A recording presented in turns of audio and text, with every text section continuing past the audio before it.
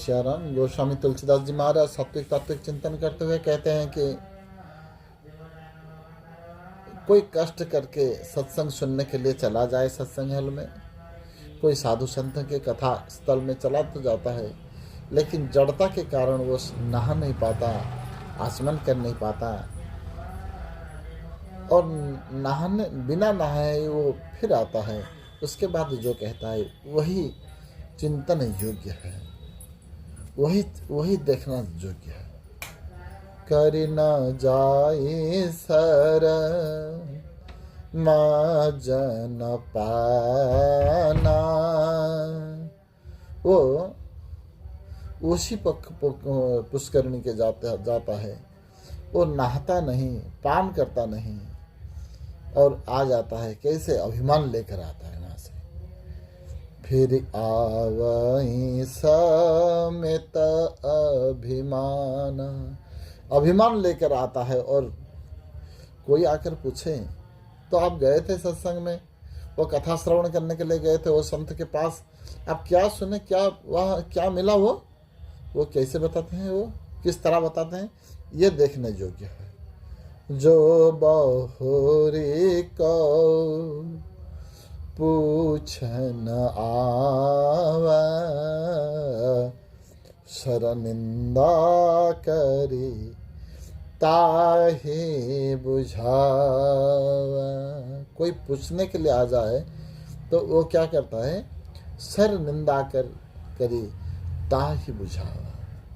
वो कहता है गया था लेकिन पानी अच्छा नहीं था वहाँ, वो पानी में काई था, वो पानी गहरा था, वहाँ नहाने के योग्य नहीं है वो पानी में पवित्रता नहीं है।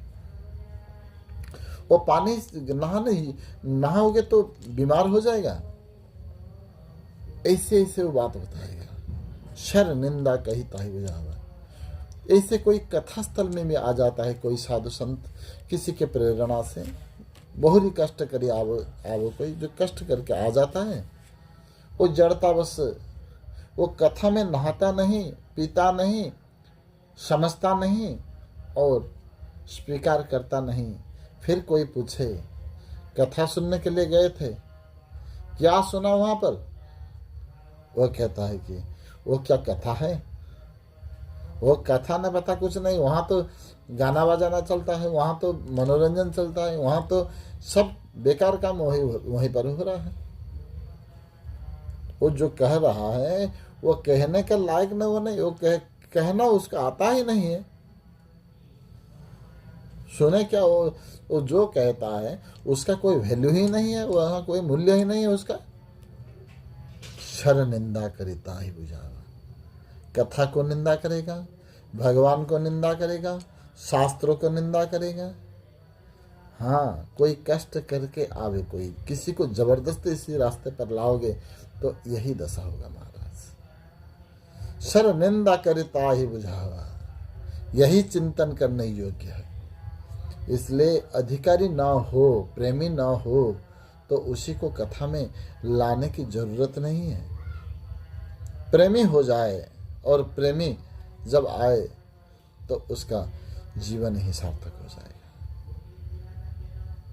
सकल विघ्न व्यापय नहीं तेहि, राम सुकृपा बिलोकाई जेहि। भगवान का कृपा दृष्टि जिसके ऊपर आ जाता है, सकल विघ्न व्यापय नहीं, उसको कोई विघ्न व्याप्त नहीं हो पाता है, उसी को कोई विघ्न रुकावट नहीं डाल सकता।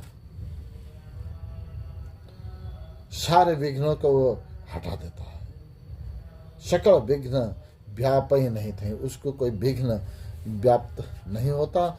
और राम कृपा से, ये राम कृपा जिस पर होता है ना, वही इसी कथा को श्रवण करने के लिए योग्य होता है।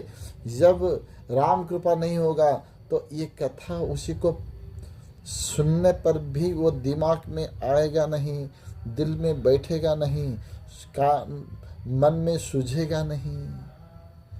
इसलिए कहते हैं सर निंदा करे ताहि बुझावा, इसलिए वो कथा को निंदा करता है और भगवान को भी निंदा करने लग जाता है, संत ग्रंथ को निंदक बन जाता है। इसलिए भगवान की कृपा चाहिए। संत के भगवान जिसको चाहते हैं, जिन्हें न प्रिय रघुनाथ, जिसको रघुनाथ प्रिय नहीं है और रघुनाथ जिसको प्रिय नहीं मानते, वो भी ये कथा श्रवण में योग्य नहीं हो पाता। इसलिए भगवत कृपा प्राप्त करने के लिए भगवत कृपा दृष्टि जिसके ऊपर आ जाता है, वही ही इसी चरित्र को समझ पाता है, वही इस चरित्र में गमन कर पाता है, वही इस चरित्र को जी पाता है, वही इस चरित्र को हजम कर पाता है। नहीं तो ये अनपच हो जाता है, खुद भी बिगड़ते हैं और समाज को भी बिगाड़ना शुरू कर देते हैं। इसके आगे हम कल चिंतन करेंगे। आज के लिए से कथा यहाँ विश्राम। बोलो मानस कटर बिहारी बिहारिणी जी महाराज की जय।